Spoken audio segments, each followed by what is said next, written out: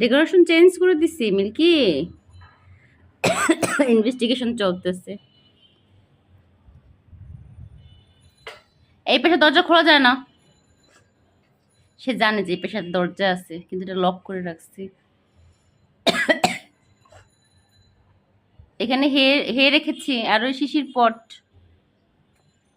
শীত চলে আসছে, ওরা এখন আটকেই রাখতে হয় রাতের বেলা, না হলে ঠান্ডা লেগে যাবে। এই যে এইমাত্র গাটা মুছাই দিলাম। আর এই হচ্ছে মিল্কির নতুন ডেকোরেশন। ঘরটা বাহিরে রেখেছি, আর একটু শীত পড়লে ঘরটা ভিতরে রেখে দেব। দেখেছো, ঘুরে ঘুরে দেখেছো?